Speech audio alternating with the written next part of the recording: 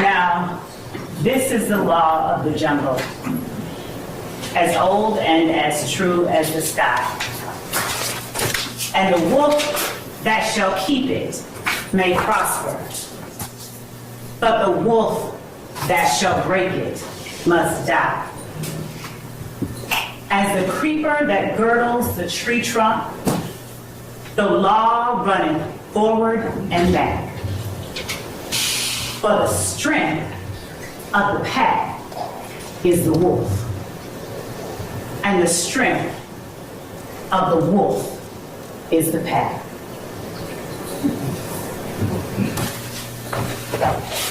Thank you so much, ladies and gentlemen, for being patient. Thank you so much for being honest during this very lengthy process that preceded this point here today during the voir dire process. I appreciate you all being here, exercising your civic duty, and honoring your obligation to pay close attention to what's going on in this courtroom for the next several, however many weeks. Some people like to say that opening statements are a roadmap to what the trial will show. Instead, I'm going to give you an overview, a bird's eye view, because you're going to be sitting here with evidence for the next several weeks, at least. And you will be able to see what that evidence is. Nothing that I say to you during this part of the trial, nothing any other attorney says to you during this part of the trial is evidence. But I can tell you what I expect the evidence to show. And what I expect the evidence to show in this case is that YSL, the group made up of the defendants sitting before you today, along with other both indicted and unindicted co-conspirators, YSL operated as a pack. The quote that I read to you earlier is from one of my favorite books as a kid, The Jungle Book. In case anybody recognized it, those were Rudyard Kipling's words and not mine. But they are appropriate for where we are today. For 10 years and counting, the group calling itself Young Slime Life dominated the Cleveland Avenue community of Fulton County. They created a crater in the middle of Fulton County's Cleveland Avenue community that sucked in the youth, the innocence, and even the lives of some of its youngest members. Now, the evidence is going to show that this group started out as a group called Rock Crew. And Rock Crew stands for Raised on Cleveland. The evidence is going to show you that Rock Crew, in fact, is a criminal street gang. It's not the kind y'all are used to. If you're more familiar with the national gangs, such as the Bloods and the Crips that operate in LA or in Chicago. But make no mistake about it, Rock Crew is and was a gang. It consisted of 3 or more members with common identifiers, signs, colors, linguistic choices that committed crimes on behalf of and in furtherance of Rock Crew itself.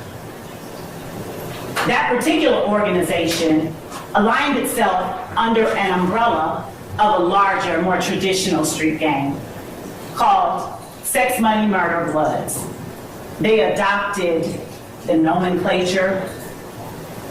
They would do things like replace C's in words with the letter B, because traditionally Crips and Bloods were not aligned with one another. So Cleveland Avenue became Bleveland. Some of you may have indicated during the voir dire you've heard or are familiar with the Cleveland Avenue area. Maybe you've even heard of Cleveland Avenue Day. The evidence will show that this is where that comes from. The evidence will also show that sometime in 2012 or thereabouts, an internal rift or divide occurred among the members of ROC's crew.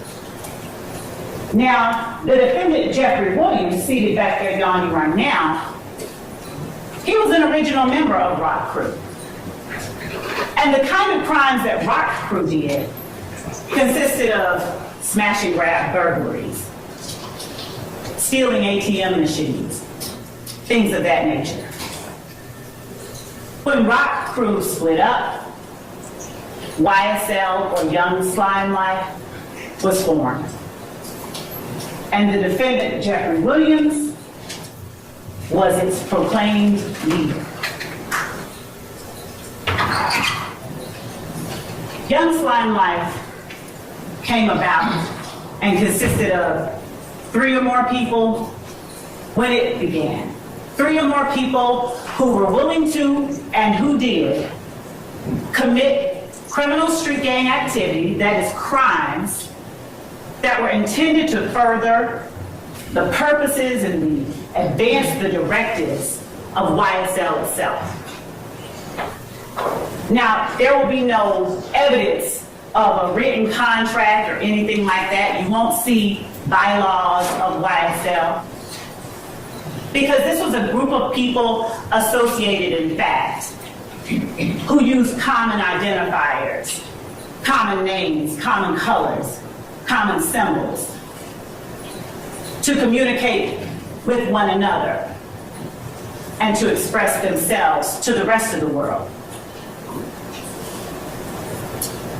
So YSL, as the evidence will show, they didn't move individually.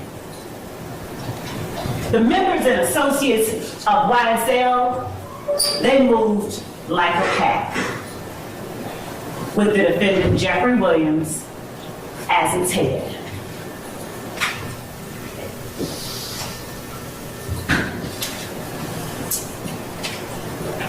You'll hear from witnesses, both law enforcement and lay witnesses, who personally experienced and who personally witnessed the activities, the crimes that were committed.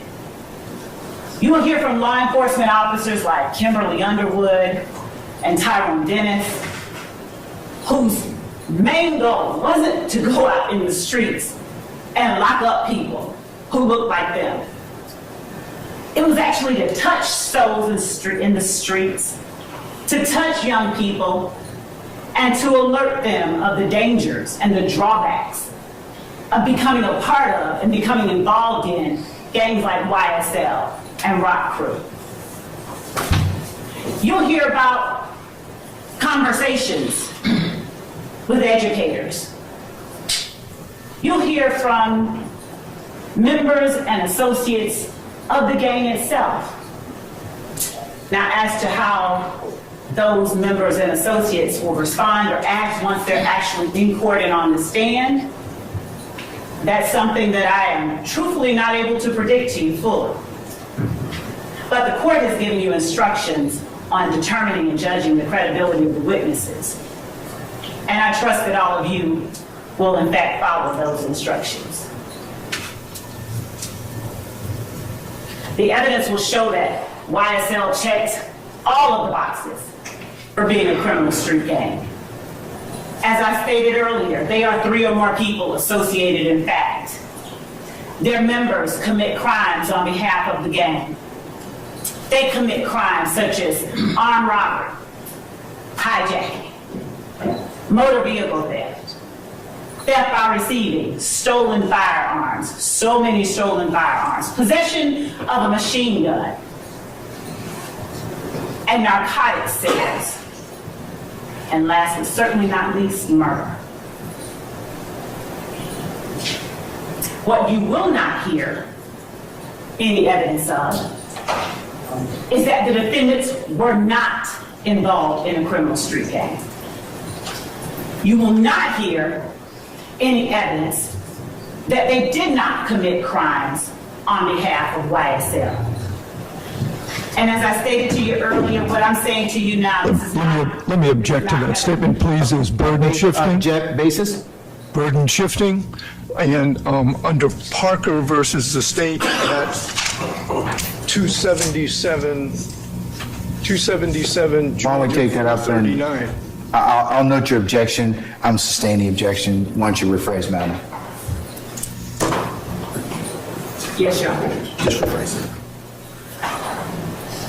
Ladies and gentlemen, I'm going to explain to you at the appropriate time, ladies and gentlemen, what the burden is in this case. Remember what I told you earlier, that the burden never shifts to the defendants to prove for certain innocence, they're presumed innocent, and it's only until you hear evidence that you decide is sufficient, and I'll instruct you on how you're supposed to do that at a later point in time, okay?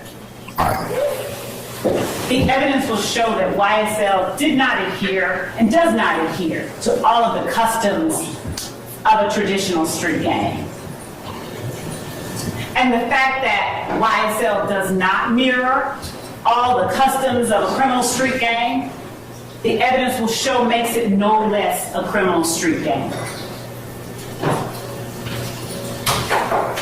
The defendants on trial here today have, through their actions, displayed not only their allegiance, their alliance with one another and with the gang itself.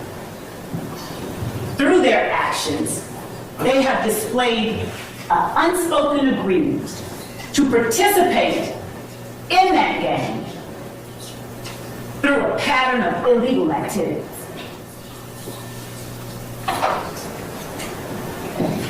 And again, the head of this gang is seated in this courtroom too.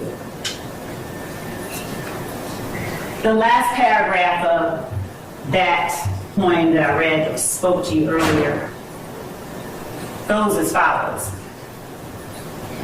Because of his age and his cunning, because of his right. This is argument. This is not. What's your objection, Mr. Harvey? That it's argument. Okay, Mr. Harvey, hold on. Madam, it is argument at this point in time, so I'll sustain the objection, okay? Yes, sure. All right. The evidence will show that these defendants, that the members and associates of YSL, they knew who their leader was, and they knew the repercussions of not obeying their leader.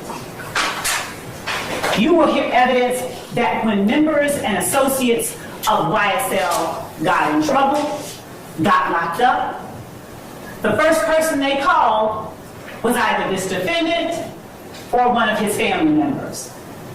Now, they didn't call him directly because he knew and they knew that he needed to have distance between himself and the crimes members and associates of YSL were committing on behalf of the gang. So they would reach out to his sister and have his sister reach out to somebody else and eventually get back to King Slime, as they called him. You will hear evidence that members of YSL committed armed robberies. You'll hear evidence that to slime someone is to do them dirty, and that sometimes members of YSL committed crimes against other family members of their fellow gang members. You'll hear evidence that when one of the associates or members of YSL did something to what Jeffrey Williams had perhaps considered a friend, they were threatened with their very life. Tell them to get that stuff back or they will be killed. You'll hear evidence that YSL, they had opposition within the city of Atlanta and Fulton County. That there were other gangs that were at various points in time at odds and even at war with YSL. One of those gangs was known as the IF gang, IF, Inglewood Family. You will hear experts come in here and tell you more about how the Inglewood family Bloods in any way made its way down to Fulton County. You will also hear evidence about how one of the members, one of the beloved, of whom YSL considered an opposition group, was gunned down. Donovan Thomas on January the 1st, 2015. January the 10th, my apologies. 2015. Gunned down. Openly and notoriously.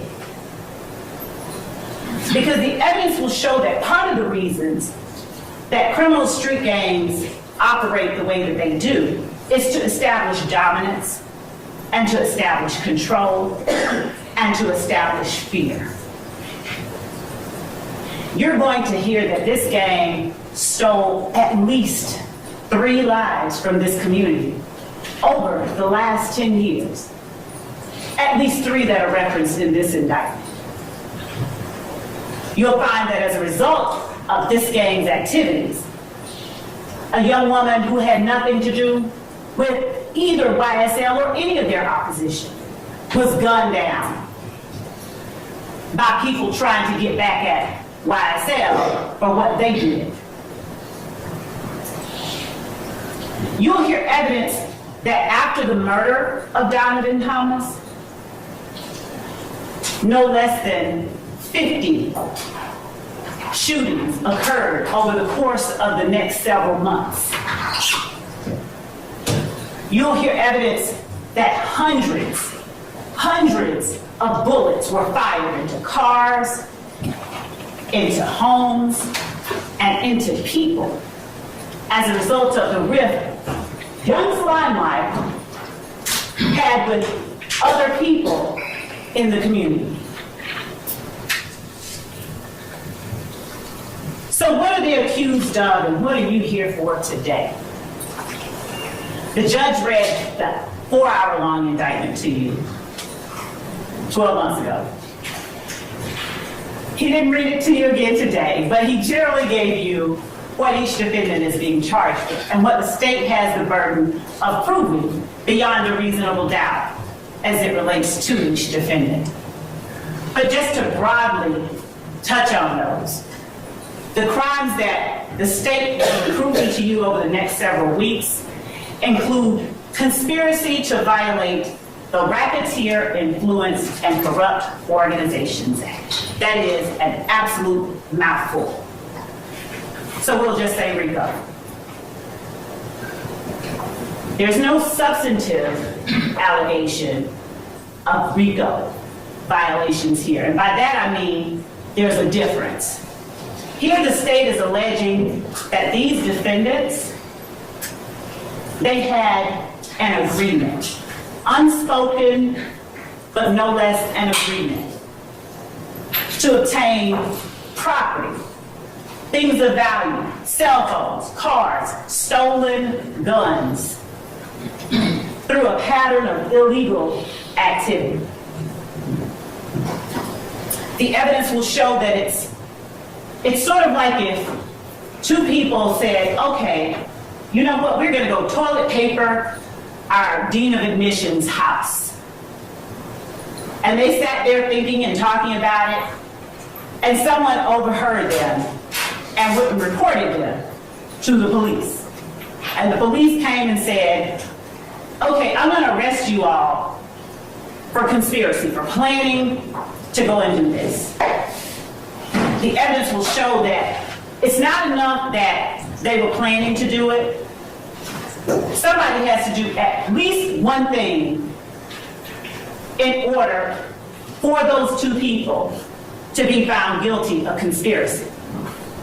So say one of you goes and says, let me go get the toilet paper now. Then y'all are in trouble. That's what we have here, and that's what the evidence is going to show. There was an agreement among the members of YSL to obtain property and things of value through a pattern of illegal activity. And it is their actions over the course of the last 10 years. It did not stop, by the way, in 2015. It didn't stop at all. It continued up through and even into 2023, after this case was indicted, as the evidence will show. But their actions are what the state will be looking to you to evaluate and determine. Does this action show that they are agreeing to participate in this organization, this enterprise, through racketeering activity? You'll see evidence, as I stated, of not just drug sales, trap houses, drug houses, whole houses out of which drug sales were conducted, where they held long-going guns by the door, where they stood ready to act on command if either one of their number called.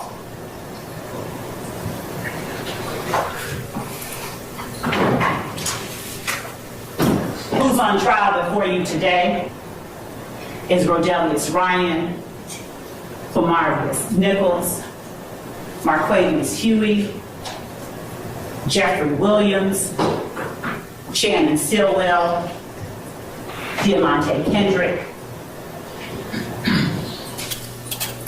And their actions during the dates that are listed in this indictment are what we are asking that you pay close attention to and you evaluate. Your Honor. Do you have an objection? Yes, sir. Basis? A motion.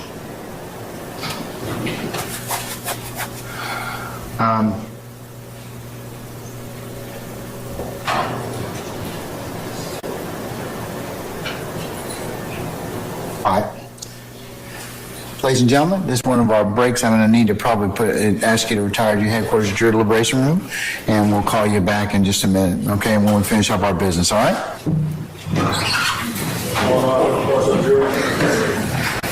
Remember the court's admonitions, ladies and gentlemen.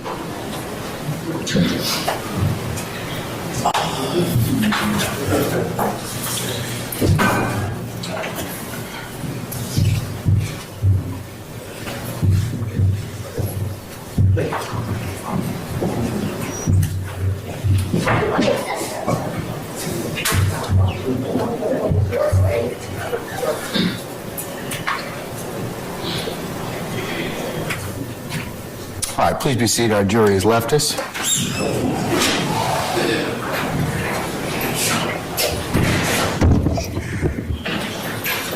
All right, Mr. Steele, what's your motion, sir?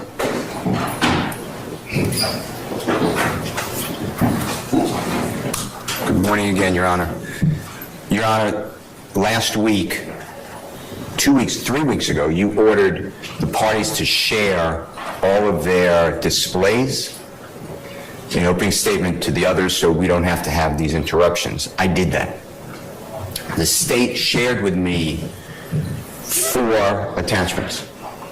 That's all they had. That's what I got.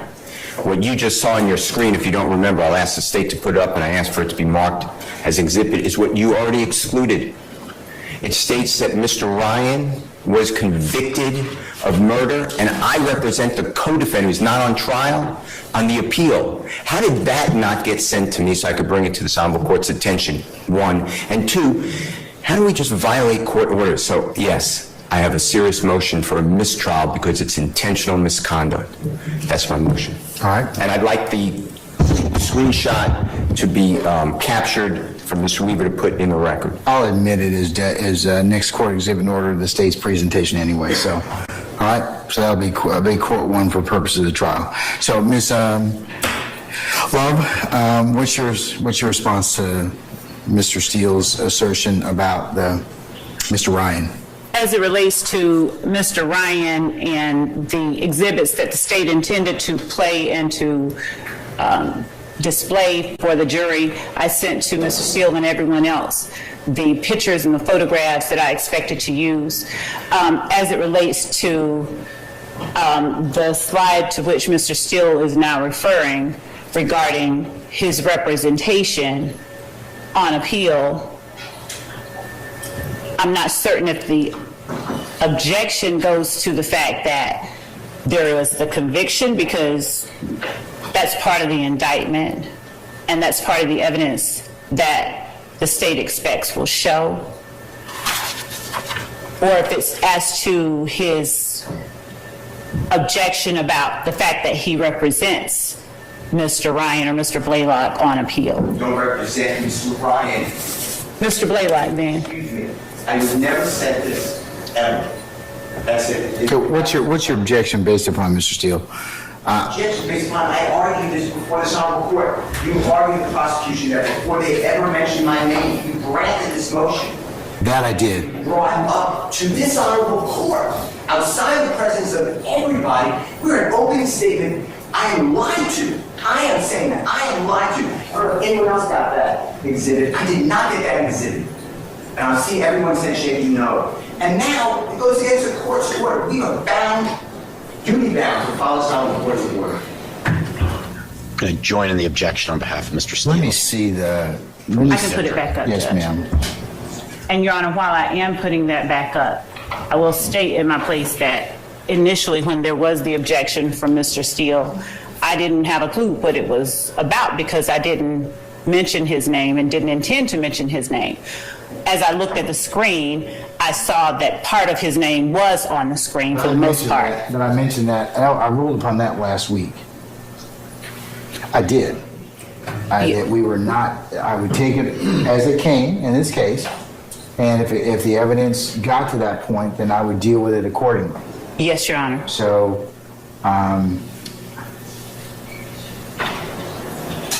And Your Honor, as to Mr. Steele's motion, as I'm pulling this up, the state would vehemently object to a mistrial and ask for a curative instruction and a reminder to the court, to the jury, that nothing that the lawyers say is evidence in this case. This is not at all the type of thing that rises to the level of mandating a mistrial. Certainly not. It just isn't. I have all right.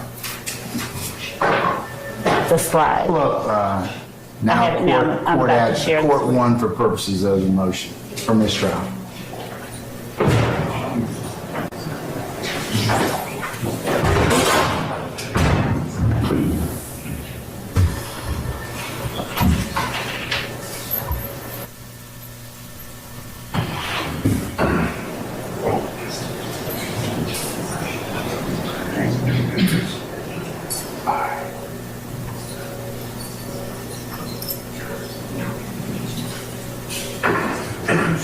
All right.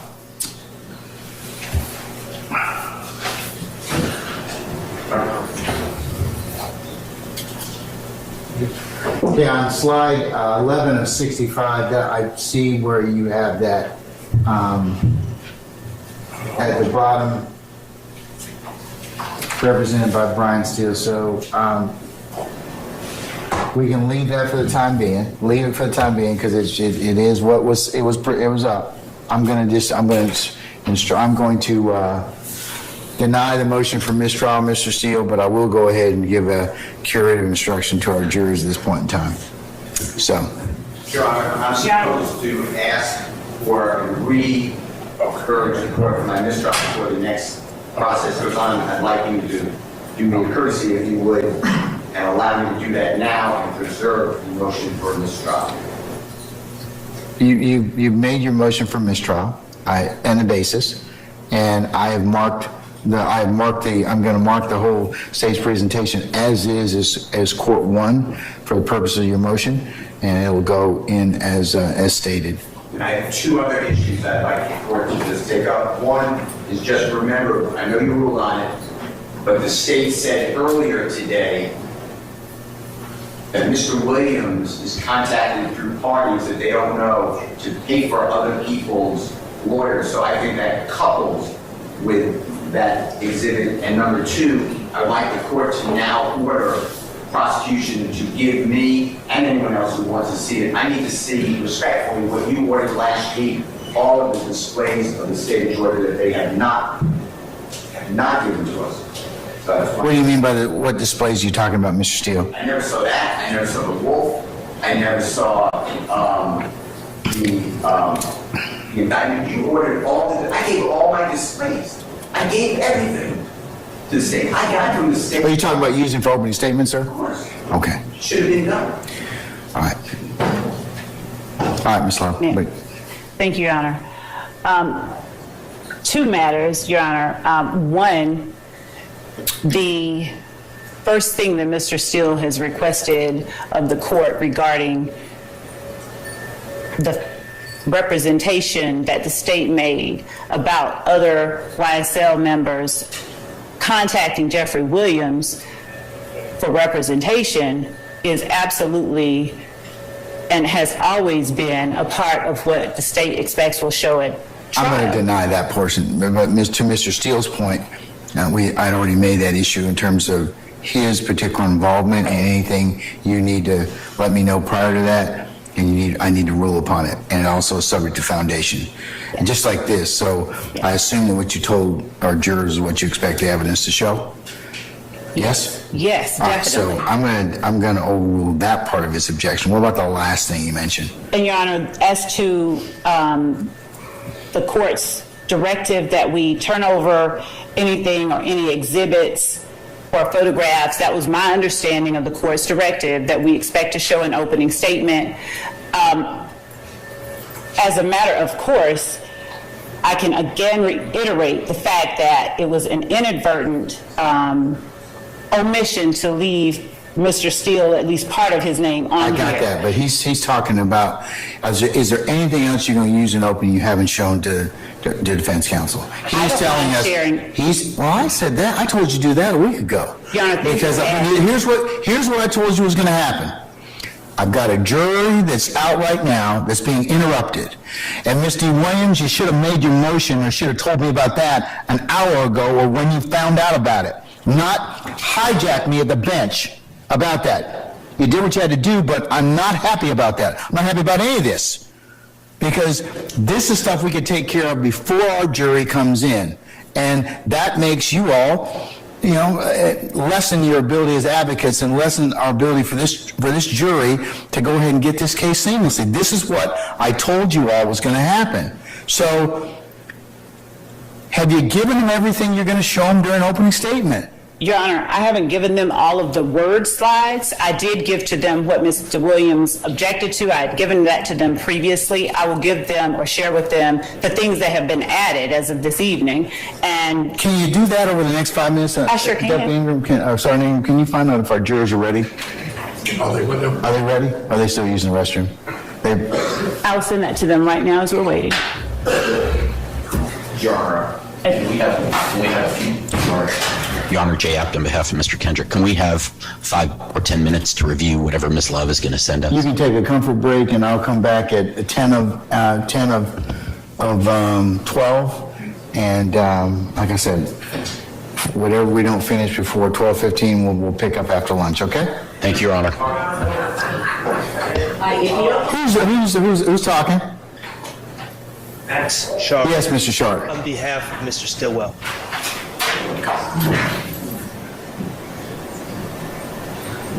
Just 1 second.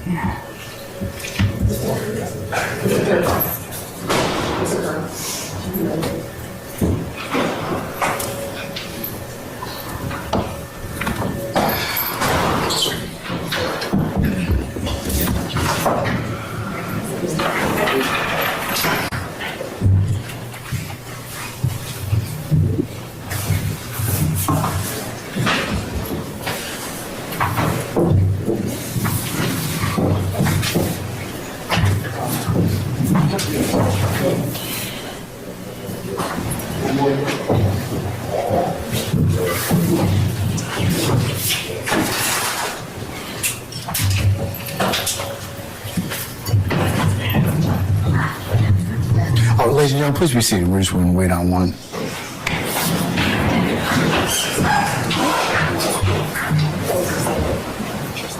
Wait,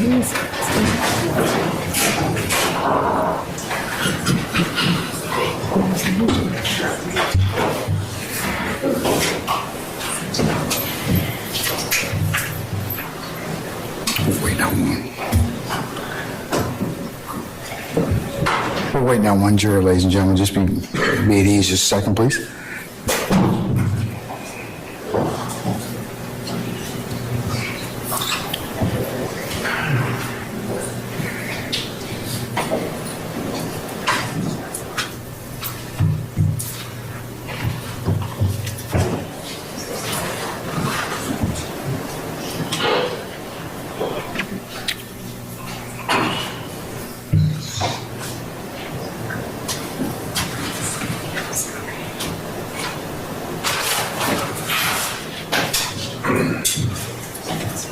All right, thank you, Sergeant Ingram. All right, ladies and gentlemen, how was your lunch? All right, good. Okay, ladies and gentlemen, before we go ahead and continue with the state's opening statement, I need to kind of just advise you of just something that was said to you earlier, okay? So with your patience, all right, I believe the state counsel earlier referred to some representation of the parties, and I just want to remind you two things. Remember that opening statements are not evidence, and that what the attorneys say is not evidence. And with that, Ms. Love, you can continue, okay? Thank you, Your Honor. All right. And thank you, ladies and gentlemen of the jury. I like the court. I hope you all had a great lunch and can stay awake with me for just a few moments more. So where we left off, the crimes that the defendants are accused of committing in this case. You're going to have the indictment with you. It's going to go back.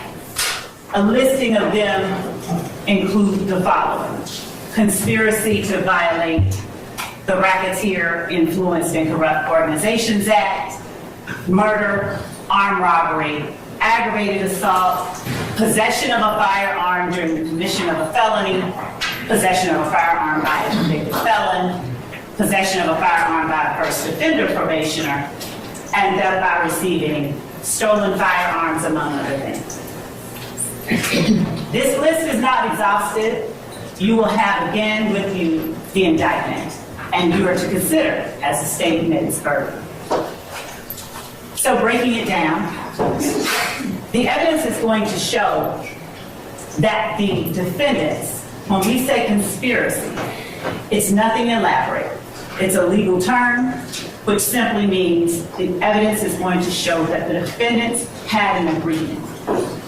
It will not be a written contract presented to you. There will not be a letter signed in blood by any of the defendants. But what you will see evidence of is the defendants' actions, their presence, their companionship, their conduct, before, during, and after a long list of crimes. And what you will see is that the defendants weren't always convicted of these crimes. Sometimes the state no-prossed or dismissed charges. Sometimes the police never brought formal charges. But what the evidence will show is that the defendants did commit those crimes. And when we're talking about a conspiracy, an agreement, just an agreement, unspoken agreement, we're going to participate in YSL through a pattern of racketeering activity. That's another large word that is used in the legal community, but regular folks, myself included, just don't generally tend to use it. Racketeering activity is nothing more than certain crimes, the crimes that are listed out in the indictment. You will see that, and the court will instruct you, I expect, that those crimes constitute racketeering activity. And as I stated before you all broke for lunch, a conspiracy requires just one overt act. So you will see evidence of several overt acts. Several acts that were done by these defendants and by unnamed and unindicted people as well, to further the interests, to further the goal of the conspiracy that the defendants participated in. You will see overt acts meant to establish YSL's dominance and control. You will see overt acts meant to gain illegally access to money and wealth and property that did not belong to YSL. You will see overt acts, steps taken on the part of various individuals to act to protect the group as a whole. Steps that have nothing to do with a recording label. Steps that have nothing to do with an A&R executive. You will see steps that were taken solely for the purpose of illegally gaining goods for and on the behalf of YSL and its members. You will see steps taken by each of the defendants to protect the members of YSL, to establish the dominance and control of YSL. Nothing in what I expect the court will tell you, nothing in the evidence will suggest that any of the defendants had to be convicted of all of the overt acts in order for you to see that they actually had an agreement. The acts don't even have to be crimes, but they are. And that is how the state expects you will know that these defendants, they wanted to participate in this enterprise. They wanted to participate in this organization through these illegal acts. They wanted to obtain ill-gotten goods that they did not have a right to have through robbery, through stealing, through drug sales, and the like. So we'll start off by looking at the defendants. 6 of them are at the table, and 6 of them are here for you all to decide, has the state proven its case? Rodelius Ryan. Rodelius Ryan is one of those people whose youth and life was swallowed up in the crater created by YSL in the Cleveland Avenue community. The evidence is going to show that in 2019, Rodelius Ryan was 15 years old. And that in February of 2019, Rodelius Ryan used female acquaintances to lure Jamari Holmes to a particular address here in Fulton County.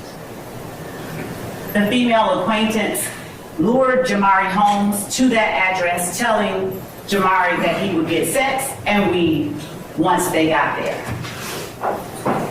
Instead, when they got to the address, the female gets out of the car, and the defendant, Rodelius Ryan, and his accomplice, Damone Blaylock, also a YSL member and associate, they then came out to the car with guns. The evidence will show that Rodelius Ryan and Damone Blaylock then fired those guns into the car where Jamari Holmes, not even 20 years old, was seated and hit him in the back of the head with the bullet that took his life. Jamari Holmes is another one of those young lives, the evidence will show, that was swallowed up by the crater that YSL created and left in the middle of the Cleveland Avenue community in Fulton County. 12 hours after shooting and killing 19-year-old Jamari Holmes, the evidence will show that Rodelius Ryan didn't say, "I bet I make the news."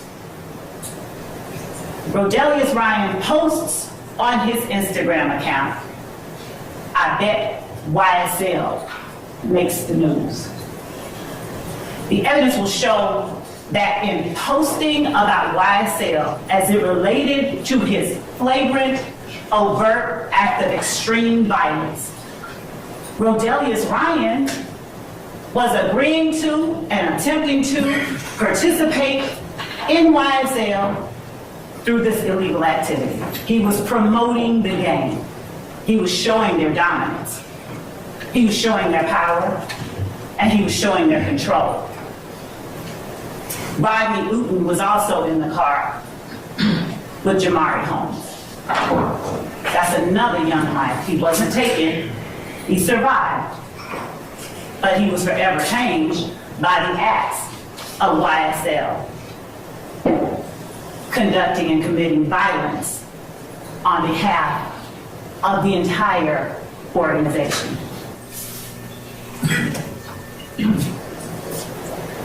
And in case it hasn't been lost on you, Rodelius Ryan's Instagram handle that he used, Slime Business Rod. Because as the evidence will show, slime is spoken and used to signify doing someone dirt. And Rodelius Ryan is proudly proclaiming his association with YSL as he talks about and as he promotes the gang itself. Rodelius Ryan's accomplice, another YSL member who's not here today, but who is a co-conspirator. What did he post after they killed Jamari Holmes? The evidence will show that Damone Blaylock didn't say friendship over females. He didn't say Blaylock over buddies. He said slime over sluts. Slime over sluts while posting a YSL gang hand sign with the caption, slime over sluts, a green heart emoji, and a green snake emoji, which I expect the evidence will show are the common identifiers associated with YSL. They're the identifiers that they use to announce and project themselves to the rest of the world. And then, on February the 25th, 2019, Rodelius Ryan made another posting where he's flashing cash money on his Instagram page with the caption, "Fuck YFN." YFN being a rival criminal street gang. The evidence will show that none of this was a part of what anybody has to do to be a part of a record label. The evidence will show that these acts were done in furtherance of and to promote the goals of the enterprise, the criminal street gang that is Young Slime Life.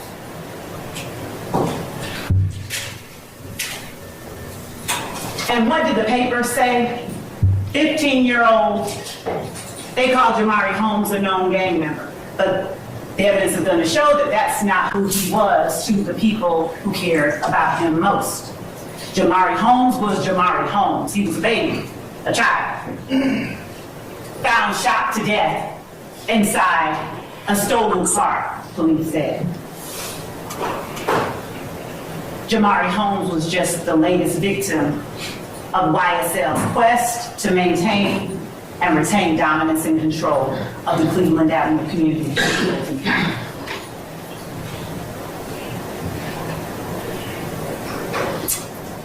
Again, Rodelius Ryan didn't post, "I bet I make the news." He said, "I bet YSL makes the news." Marquavius Huey, he's also on trial for you to determine whether the state has met its burden of proving he committed the acts that are listed in this indictment. Marquavius Huey showed his agreement to participate in the activities of YSL through a pattern of racketeering activity. He showed his willingness to commit acts on behalf of the gang through his actions. The stolen handgun he had, that was the property of Jeremy Smith.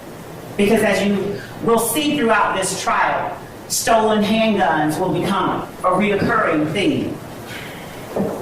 There's no need for a legitimate organization not comprised of people committing crimes on behalf of the organization to have all these stolen handguns. Everybody has a right to have a gun, so if you're legitimate, just go get one. But the evidence will show that in this case, YSL members, stolen handguns every time you turn around. And not just stolen handguns. The evidence will show that most recently in May of 2022, where some of these defendants were found at the home of Jeffrey Williams, their leader, it wasn't just stolen handguns that YSL dealt with. It was machine guns. You'll hear evidence that at the home of Jeffrey Williams, in addition to the pharmacy of the drugs, that there is a gun with a switch that allows, with one trigger pull, 10 times more bullets to come out at a time than if you just had a regular gun. There will be no evidence to show any need for that in legitimate, ordinary, record deal making business. The evidence will show that the existence of those dangerous weapons like the machine gun, the stolen firearms, those things are all evidence of these defendants' conspiracy. Those things are all evidence of the existence of the enterprise known as YSL, whose goal it is to maintain and retain dominance, control, and ill-gotten gains. Marquavius Huey, on April the 26th of 2019, further showed his actions showed his agreement to participate in YSL through a pattern of racketeering activity, illegal activity. When he took the property, jewelry, money, and a debit card of Dewan Maynard by use of a firearm. Dewan Maynard, another life affected by this crater created by YSL in the middle of the Cleveland Avenue community. Marquavius Huey showed his agreement to participate in this enterprise when he struck Maynard in the face with that gun that he used to take Mr. Maynard's belongings. Marquavius Huey hijacked on October 1st of 2020 a Buick LaCrosse from yet another victim of YSL's violence, Gary Holloman, by force in violation of the law. Mr. Holloman has since passed away, not from that incident. So he won't be here to tell you what he was feeling and how he was able to tell the police who it was that committed this armed robbery. What you will hear evidence of is the extraction from Marquavius Huey's phone, where he's planning the armed robbery, where he set up with Mr. Holloman a ruse so that he could have the opportunity, along with another uncharged, unfound individual, so he can have the opportunity to put a gun in Mr. Holloman's face and rob him. What Marquavius Huey did was kind of slimy, the evidence will show. He told Mr. Holloman, hey, your nephew in the Fulton County Jail, Tinquarius Mender, he needs some money on his books. So he wants me to meet with you to get money to put on his books. So Mr. Holloman because he loves his nephew, and any friend of his nephew coming to him that way is legit, right? The evidence will show that Mr. Holloman arrives intending to meet the person so that he could give to them the money for his nephew, and to his shock and horror, he's met with the butt of a gun. Two people, one with a long gun, one with a handgun, demanding his money. And that day, as the evidence will show, Mr. Holloman wasn't the only person affected by the violence perpetuated every day by YSL. Dalmisha Coppage, she just happened to be on scene. She just happened to be right there conversing with and talking to Mr. Holloman when the defendant and his accomplice came up, held him at gunpoint, and demanded their belongings. You'll hear how they directed Dalmisha Coppage to just sit on the ground, just give me your stuff. You'll hear how they robbed Dalmisha Coppage at gunpoint. The evidence is going to show Mr. Huey's tight relationship with their leader, Jeffrey Williams. The evidence will show that Mr. Huey, on various occasions, checked in with, reached out to Mr. Williams to see, hey, I got this stolen item. You want first dibs on it?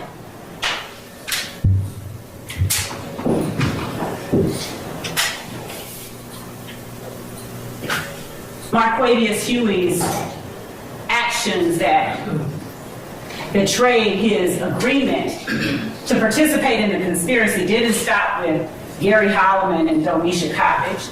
The evidence will show that in November of 2020, he made terroristic threats towards Justice Woodard after Woodard told Mr. Huey she'd see him in court. He said, "You will die if you put the police on me."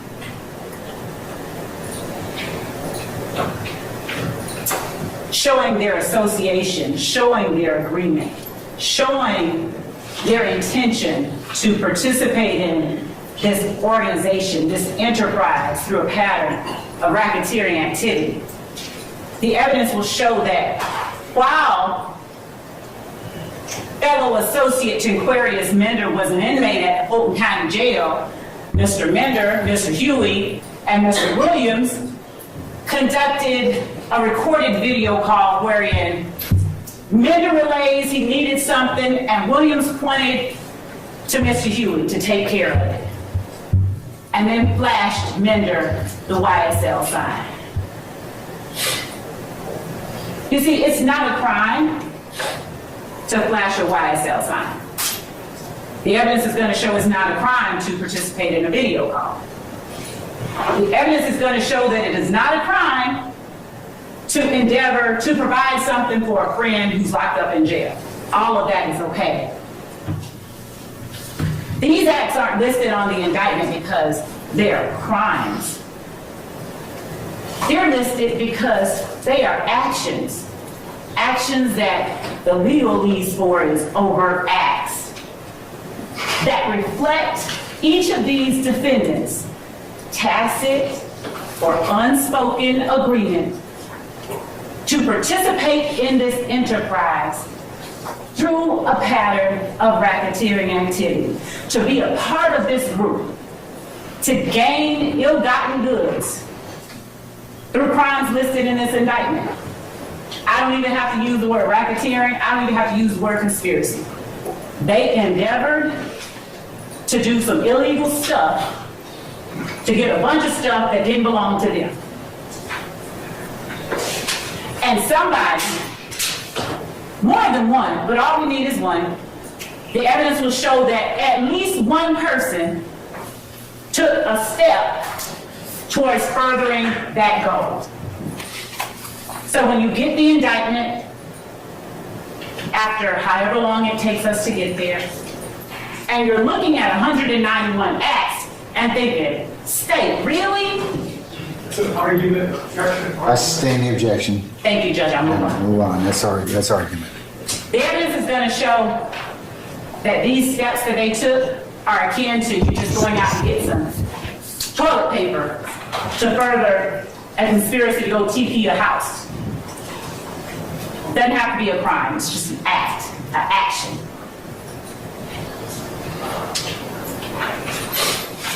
The evidence is going to show that the defendant Jeffrey Williams' words and actions also betray his participation in the conspiracy.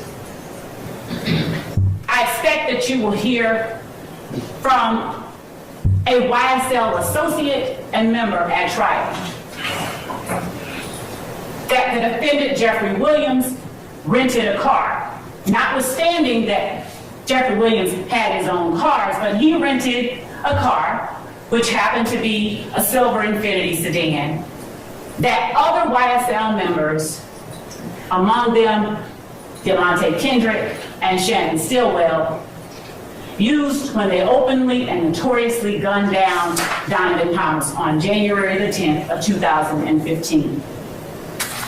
The evidence will show that after that horrific act, I expect yet another YSL associate will come in here and tell you that Jeffrey Williams paid them money, gave them money to go to Miami and lay low in the wake of the Donovan Thomas murder.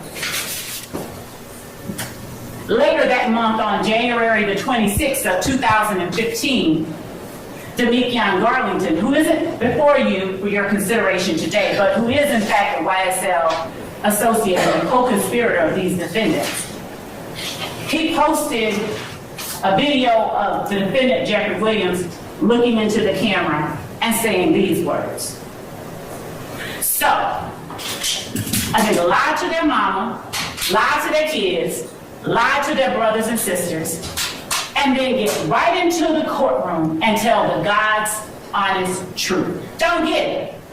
Y'all need to get fucking killed, bro. That's from me and YSL. The defendant's words tell you that there is an enterprise. The defendant's words establish his willingness and agreement to participate in this enterprise through illegal activities. He didn't say that's for me. He said that's for me and YSL. And as the evidence will show, that's akin to him saying that's for me and my pack.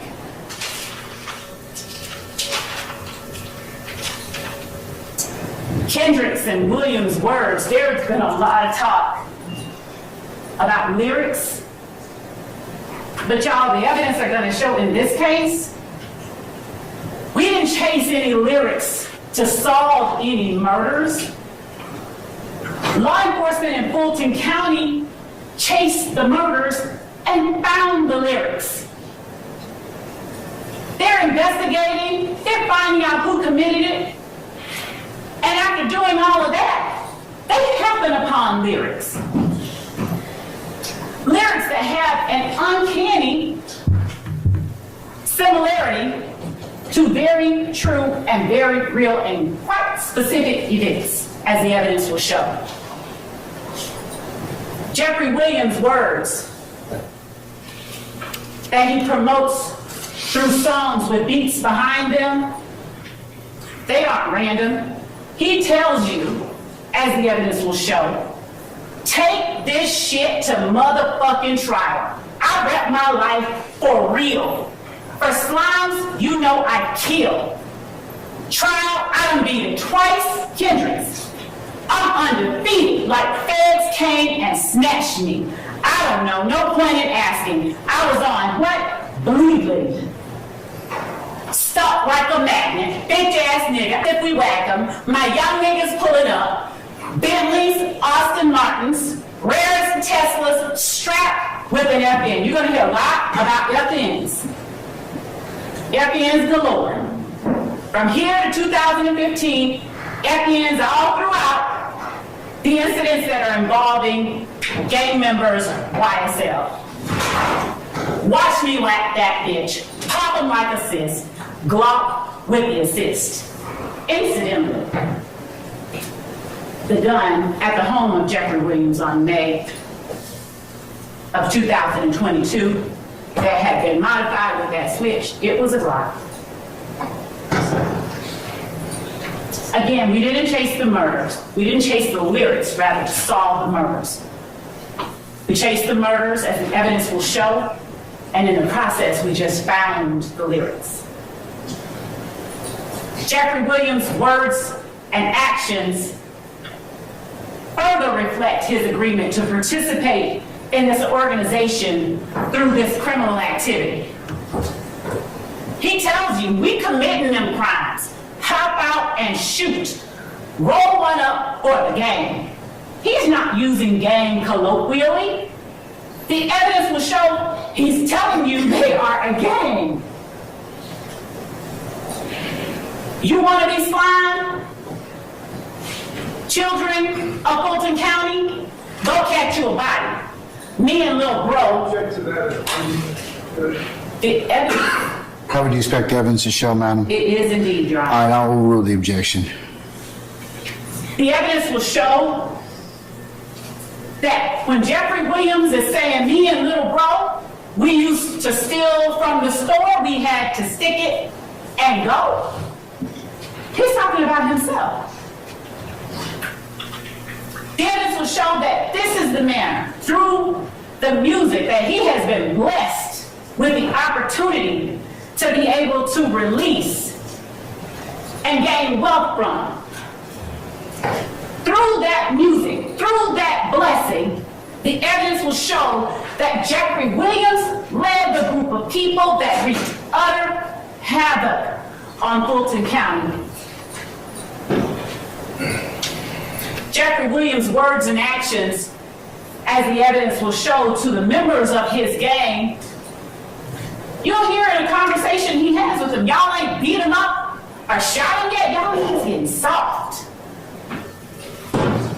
The evidence will show that there's no place or need for that kind of eating or statement when all you're doing is making music. And to clarify and put a very clear and fine point on it, the evidence will show that no one is attempting to take away from Mr. Williams the fact that he has had a lucrative rap career.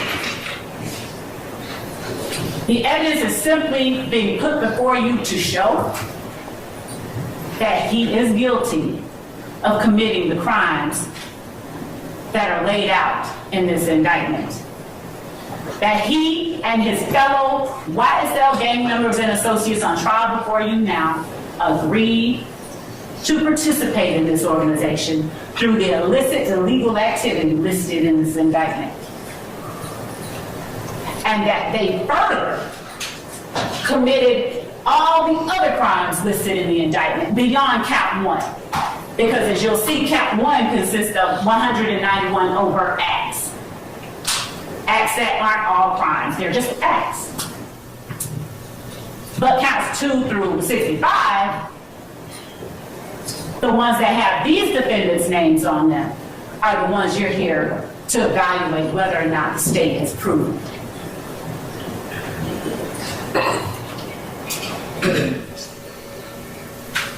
Actions and words, words and actions.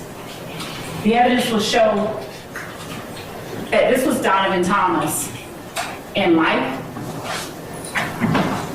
that on January 10th at 2:15, about 7 o'clock in the evening, Donovan Thomas was living his best life. He was up at the barbershop at 330 McDaniel Street. He had paid for a bunch of people, a bunch of kids to get their hair cut. And you'll see that he is out there enjoying himself. The last actions that he took while he was fully alive and healthy, joking with his friends. you'll see that they didn't even see it coming. You'll see evidence that Donovan Thomas was literally in the middle of lapping it up with his friends when a car drives by and opens fire on him and whoever else might have been in close proximity to him. The evidence will show that this act wasn't done secretly, it was done openly, notoriously, almost as if to send a message. We did it. The evidence will show everybody knew who did it, because it wasn't done secretly. The evidence will show that this act didn't happen in a vacuum. There were things that led up to it. An argument at Club Crucial or Club Brucial, as my defendants may like to say, that involved a YSL associate by the name of Kenneth Copeland and a member of a rival gang. Kenneth Copeland gets jumped. He's flashing money because that's what they do. It's ladies' fight night and they're out there flashing money. Kenneth Copeland gets jumped. Diamante Kendrick jumps into action, goes to Kenneth Copeland's defense, punches out a member of the opposition, and then shots are fired. Shell casings. Shell casings are all throughout the evidence that you'll see and hear in this case. Remnants of the violence inflicted on this county by YSL and its actions. Shell casings are fired in between January the 6th and 7th of 2015 and January the 10th. Other incidents take place and they lead to the ultimate gunning down of Donovan Thomas. As the evidence will show, in the ensuing months, there were series of shootings and retaliatory shootings. Most notably, the mother of rapper Rayshawn Bennett gets shot. Her house is shot up twice. She gets shot one time. And the evidence will show that there is not always cooperation, because there is a code that people adhere to when this type of violence is surrounding them. No snitching. So the evidence will show that even as people were getting shot, even as people were bleeding, even as people were being taken to the hospital to have their wounds attended to, they weren't always forthcoming. They weren't always willing to talk to and to trust law enforcement, not even if it would serve their own purposes. The evidence will show that members of YSL ultimately, as a result of those shootings and retaliatory shootings, ballistics or firearms matches started coming back to various people. And then one YSL member, Quindarius Zachary, he gets caught with a gun. The shell casings from that gun go to match some of these shootings. Quindarius Zachary is caught. He starts telling. The evidence will show that Quindarius Zachary was a straw purchaser for YSL. A straw purchaser is nothing more than somebody who goes and gets guns for somebody who's not supposed to have them. And that's what Quindarius Zachary did.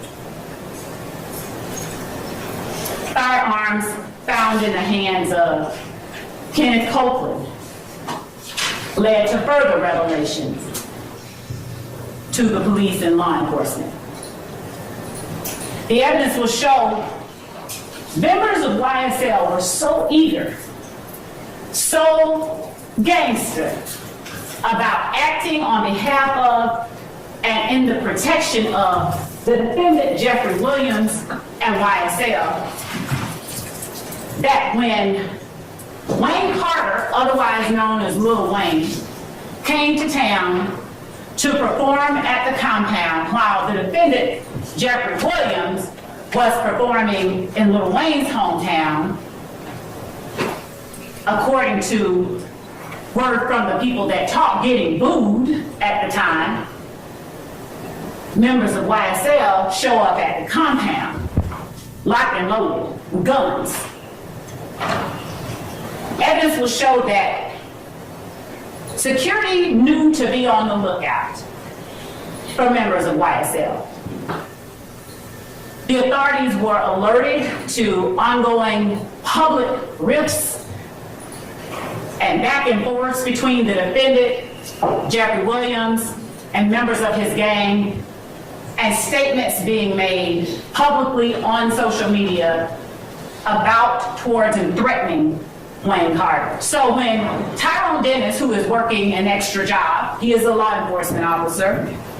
At the time, he was an investigator with the Atlanta Police Department gang unit. So when he's there working his extra job, and he sees Walter Murphy, one of the founding members of YSL, show up with the defendant's sisters and Trontavia Stevens, and ultimately Jimmy Winfrey with guns. When he sees Walter Murphy try to secret a gun underneath the wheel well of a car, he calls him out. He's like, "What are you doing?" Walter Murphy's like, "Oh, hey. The evidence will show that the YSL gang members that showed up at the compound that night were not allowed entry into Lil Wayne's concert, his venue.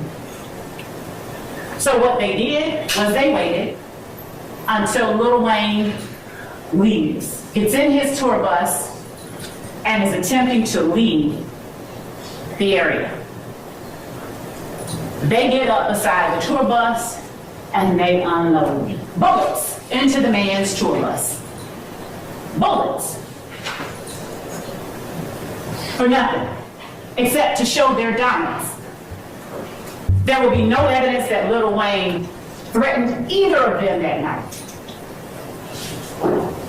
But that act on the part of Jimmy Winfrey and the defendants before you today, that act was intended to show their solidarity, their willingness to act on the behalf of, their willingness to exact violence upon anyone who threatened the position of the criminal street gang calling itself Young Slimelight.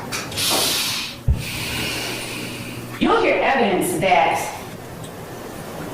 after being arrested, or actually when he was approached back in 2014 about an armed robbery he allegedly committed, YSL member and associate Trontavia Stevens was seen bearing tattoos on his hands, ROCCREW, Cleveland Avenue. And that on his side, he had YSL. And Detective Mark Belknap inquired of him, "What's that?" Though Belknap knew, because he had been working the streets of Atlanta for a long time. He was familiar with RICO. But as gang investigators, they're taught to interact with and talk to people when they see indicia of criminal street gang activity. You'll hear that Trontavia Stevens told Belknap, "Well, Rock Crew is the name we used to call ourselves." Then we started going by YSL, which stands for Young Slimelight, or it did stand for Young Slimelight. But then, when my friend Jeffrey Williams started becoming successful, we changed that name to Young Successful Life. The words of a member of the gang himself. The only time, as the evidence will show, that members of YSL don't want to call themselves and acknowledge that they are in fact a gang is when it would be to their detriment. The evidence will show that any other day of the week, they are loudly and proudly promoting their criminal activities. Donovan Thomas He was driving this Chevrolet Tahoe the night he was gunned down. The evidence will show that this location here is the barbershop right up from the Texaco at the corner of McDaniel and Northside Drive in Atlanta, Fulton County. We asked you during voir dire, you heard us say, how many of you are familiar with this area? This is that area.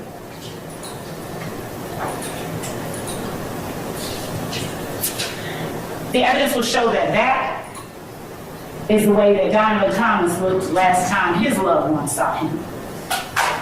That his life was swallowed up in that crater created by YSL in the Cleveland Avenue community. And the words that they found while looking into this murder, spoken by members of YSL. We don't speak about shit on wax, but indeed they do, as the evidence will show. They just kind of thinly veil it. We are known to kill the biggest cats of all kitties. Donovan Thomas in the community, he was a big homie. He was a friend to a lot of people. He was a big deal. And it touched a lot of people, as the evidence will show, when his life was taken. The words that were spoken, we known to kill the biggest cats of all kitties. How coincidental that Donovan Thomas was gunned down. And these were the words later spoken by members of YSL. The evidence will show that it's not coincidental at all. 100 rounds in a Tahoe. 100 rounds in a Tahoe. The evidence will show that the lyrics released by YSL members, the lyrics they chose to speak, they bore a very eerie significance to real life. 100 rounds in a Tahoe. And you'll see that Donovan Thomas's Tahoe had bullet defects all along the back of it when they sprayed Donovan Thomas and his car on January the 10th of 2015. This that slime shit, killing 12 shit. The evidence will show that 12 is the word that is commonly used to denote law enforcement. And speaking of the young people whose innocence and whose lives were swallowed up by that crater created by YSL, Christian Eppinger. He's not before you today, but he is a co-conspirator of these defendants. He is a YSL member and associate who got YSL tattooed on his face at the tender age of 15. He repped YSL continuously and notoriously throughout his social media.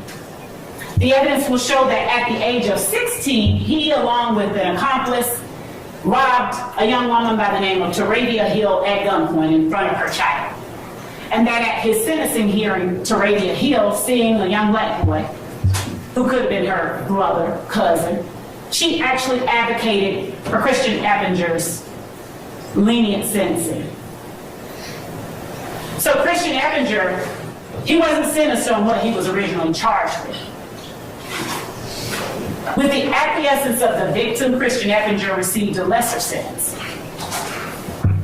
He went to prison for a short time, and within less than a year, he committed an armed robbery.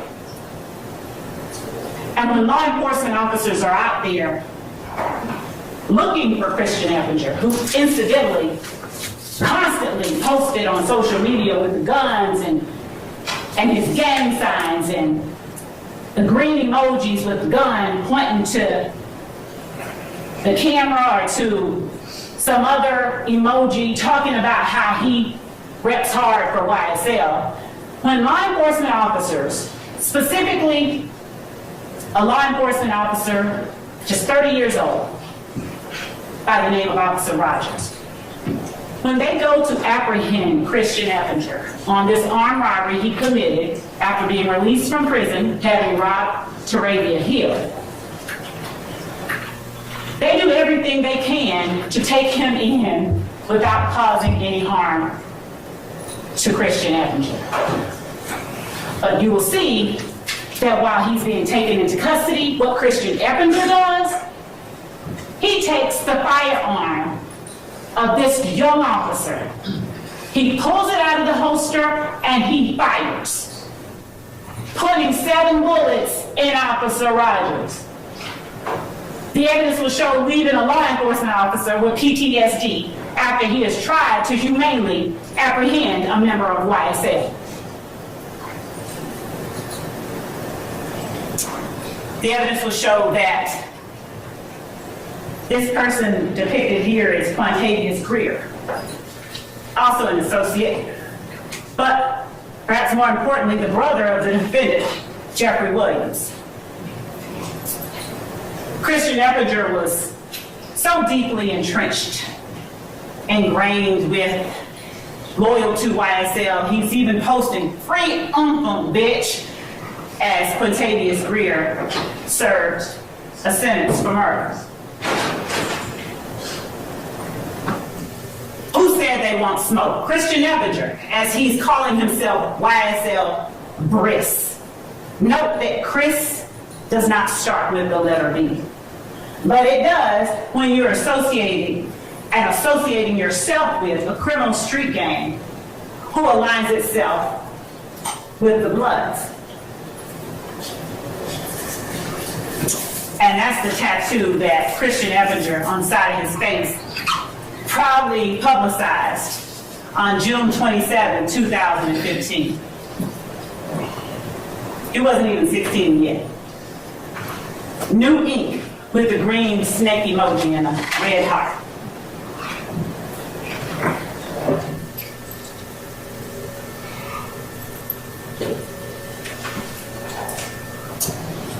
The evidence will show that though you will hear over and over the names of the 6 people on trial before you today, that the 6 people on trial before you are not the people who were most viciously affected by the acts of this criminal street gang. The evidence will show how far members of YSL are and were willing to go to act immediately on behalf of each other. Dexter Montgomery, minding his business, happened to drive in just a little too closely behind another YSL associate, who then phoned up the gang who was posted up at the trap house.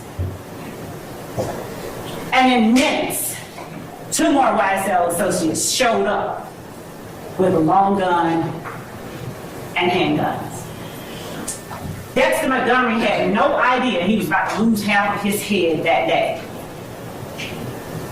As Dexter Montgomery left the gas station, 2 YSL associates followed behind him.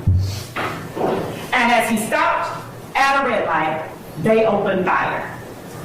Miraculously, the evidence will show that Dexter Montgomery survived, but literally half of his head is gone. You'll hear from and see Dexter Montgomery during the course of this trial. The evidence will show that after that happened, law enforcement, at first it wasn't the gang unit, but the gang unit recognized some of the players, Walter Murphy, other members of YSL. And so they began to assist in the investigation. And they learned, the YSL gang members said, we got a call that one of us needed some help. He didn't know who this was pulling up behind him, so we just responded. You'll hear that investigators Gaither and Dennis said, well, wait a minute, did you know what you were responding to? They're like, no, we don't have to know. If our boy needs help, we're gonna respond. They said, well, where'd you get the gun? Oh, they're by the door of the trap house that we were in. They just They're just there, ready for us to use when we need to. Their words, I can't make it up.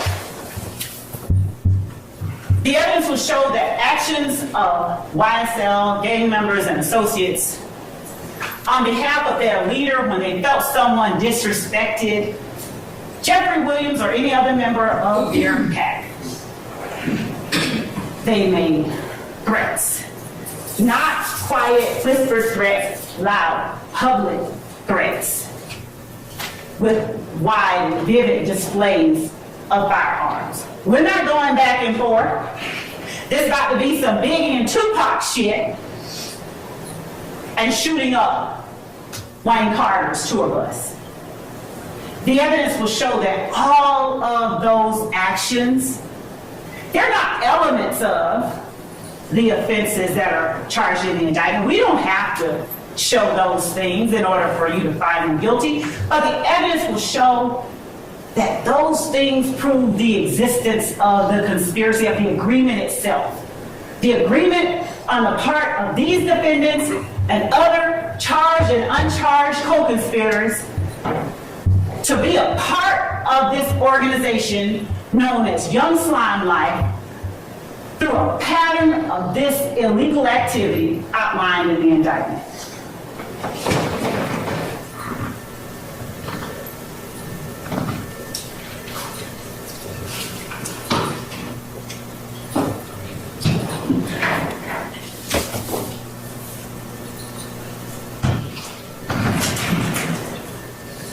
There are numerous victims that you're going to hear about. Shannon Stillwell is another defendant who is before you, being accused of various crimes in this indictment. Shannon Stillwell is alleged by one of his own crew, by another YSL, two other YSL members, to have been one of the gunmen who took the life of Donovan Thomas. The evidence will show that Shannon Stillwell was arrested. He was arrested after some investigation by the Atlanta Police Department. The evidence will show that the information initially relied on by that first arresting officer, it didn't pan out to be actually accurate. So when the case got to the district attorney's office, more investigation was conducted.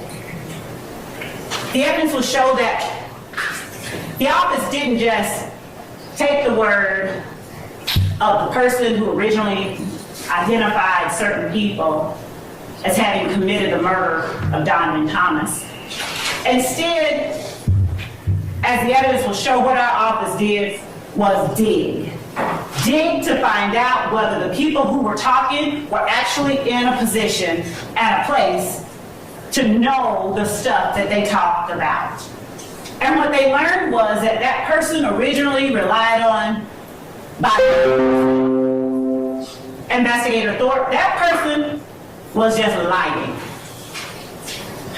And so the people that Investigator Thorpe originally arrested on the Donovan Thomas murder, they were released at various times on bond as the office continued to investigate further. The evidence will show that our office did not just stop at the word of one YSL member. The evidence will show that yet another accomplice corroborated the words of the first YSL member that talked. The evidence will show that cell phone records further corroborated the information law enforcement was getting from these people. And ultimately, Shannon Stillwell, Demonte Kendrick, Justin Cobb, Javoris Bradford, they were all indicted in this particular instrument that you'll have for your consideration. But the only two people who are in front of you for you now to determine whether or not the state has met his burden are Demonte Kendrick and Shannon Stillwell as it relates to Donovan Thomas's murder. However, between the time that this indictment came down and the time that our office decided, no, we need to look into this investigation some more, Shannon Stillwell was released from jail. But he had to wear an ankle monitor as a condition of his bond. The evidence will show that during the time in 2015, after a lot of arrests were made, following the murder of Donovan Thomas, that the violence in Fulton County, the gun violence that had continued over the course of that year, it kind of subsided a little bit. Basis. Argument. I sustain the objection. Yes, Your Honor. The evidence will show that around 2019, 2020, law enforcement investigators, they started noticing some activity on the part of gang members. They started paying particular attention. One of those investigators was investigator Marissa Vivarito. You'll see and hear from investigator Vivarito, and you'll learn that one of her jobs as a law enforcement officer, one of her background experiences was that she was a probation officer, so she had a lot of information about a lot of YSL gang members. You'll hear that initially, after Shamel Drinks was gunned down, Detective Hogan with the Atlanta Police Department, he didn't have any leads. As a matter of fact, he came back to the precinct lamenting the fact that he had no leads on this homicide that just occurred at Windsor and the I-20 entrance ramp. Young man killed, gunned down inside his car. When investigator Vivarito began talking to Detective Hogan, she saw that Detective Hogan did have some footage from the gas station right up from that location. And that investigator Hogan was looking to find the people in the gas station because that gas station was the last place that Shamel Drinks was seen alive. One of the people in the surveillance footage was wearing a very distinct hoodie and coat. And as it would happen, investigator Vivarito had hours earlier been at a Waters Road location, one of YSL's hangouts, as the evidence will show, a place from which they conducted transactions, and that the Waters Road address had been shot up, and investigator Vivarito happened upon Shannon Stillwell and other members of YSL in the same outfit he was seen in the surveillance video on at the time Shamel Drinks was inside the gas station. The evidence will show that further investigation revealed that Shannon Stillwell was wearing an ankle monitor at the time that Shamel Drinks was gunned down. And that ankle monitor put him right there at the place that Shamel Drinks took his last breath. The evidence will show that in this murder, much like in the Donovan Thomas murder, there was a rental car involved. A rental car which these defendants had gone and gotten the windows blacked out, tinted on, earlier the day that Shamel Drinks was gunned down. Tinted the windows of a rental car. The evidence will show that it was to evade being seen by the opposition. The evidence will show that as a result of all of this violence and activity, During the midst of it all, investigator Vigorito had secured a wiretap for Damikion Darlington, YSL gang member and associate.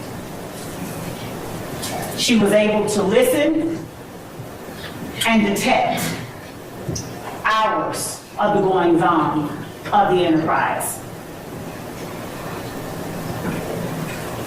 She learned throughout the course of her own investigation and during her time looking into YSL that a rival gang member, Rayshawn Bennett, ended up at the Fulton County Jail at the same time YSL gang member Jaden Myrick was there.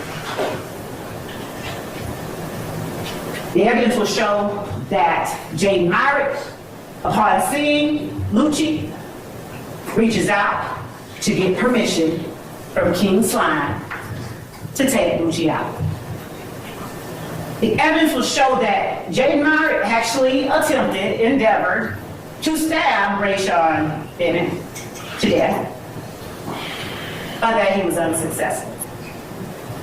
The evidence will further show that Jaden Myrick wasn't the only one reaching out to this defendant, Jeffrey Williams, for permission to commit a homicide.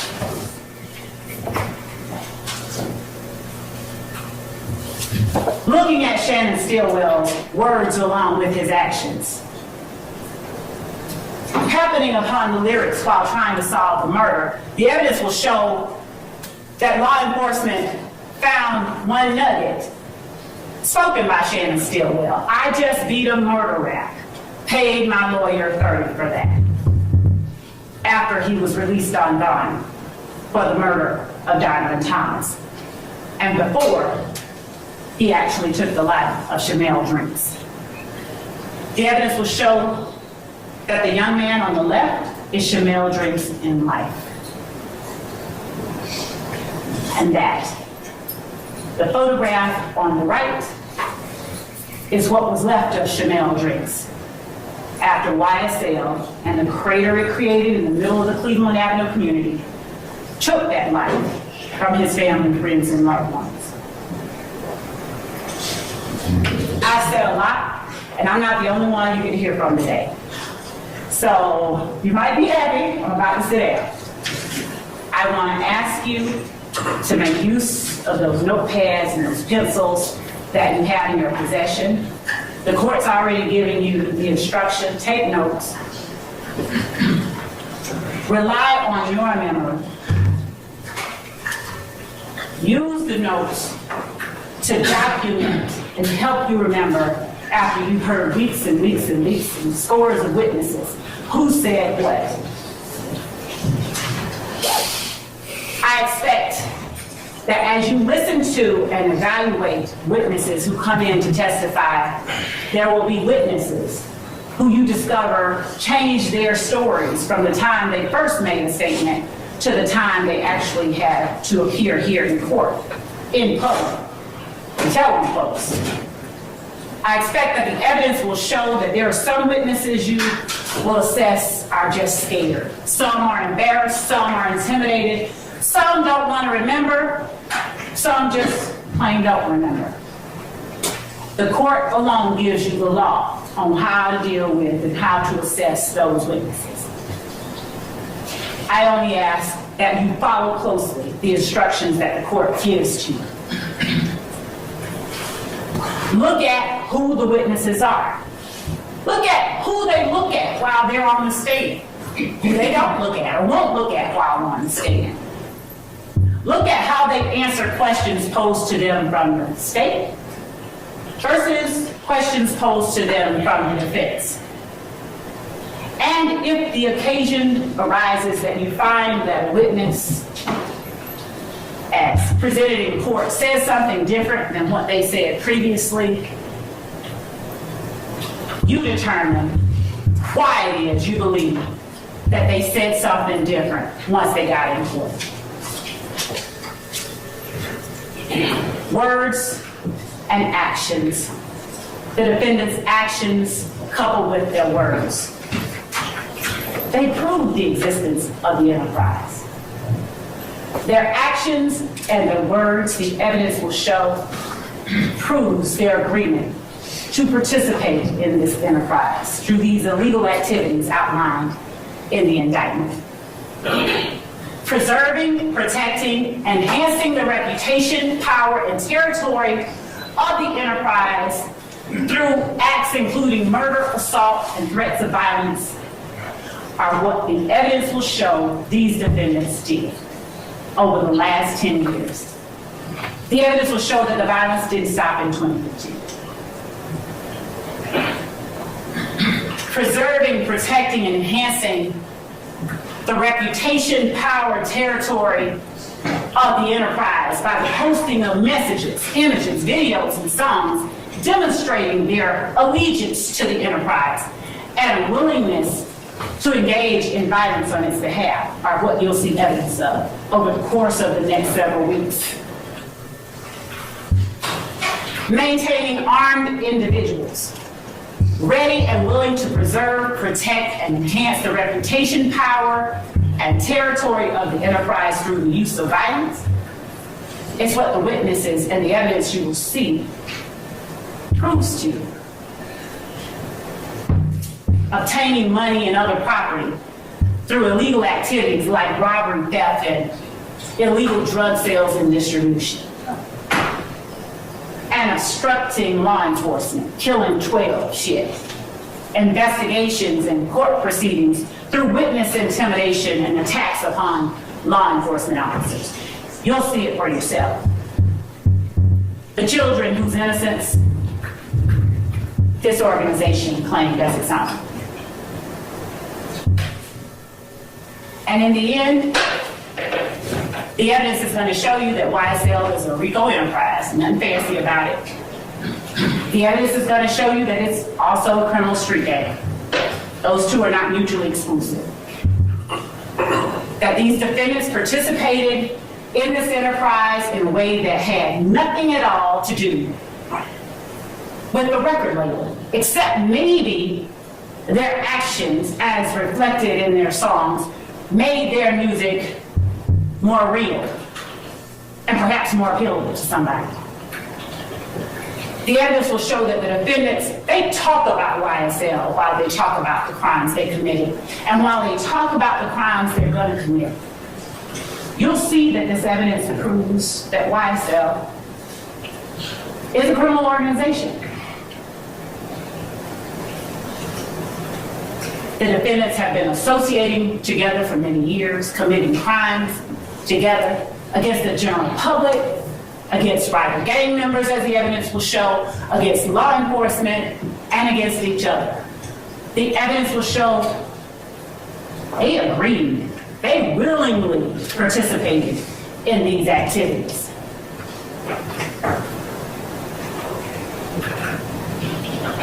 In the end, the court has told you and will tell you again that you are to evaluate the evidence and apply that the law the court gives to you to that evidence and render a verdict that speaks the truth.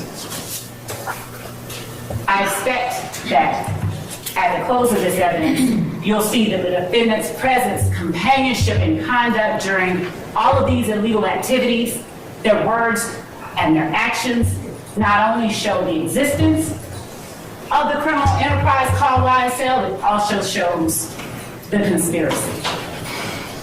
And in the end, we're going to all come back and make our arguments to you. But the one thing that I'm going to be doing, our team will be doing, is asking you to uphold your duty and render a verdict, the only verdict that speaks the truth, and find these defendants guilty of each and every crime listed on this indictment alleged against them. Thank you.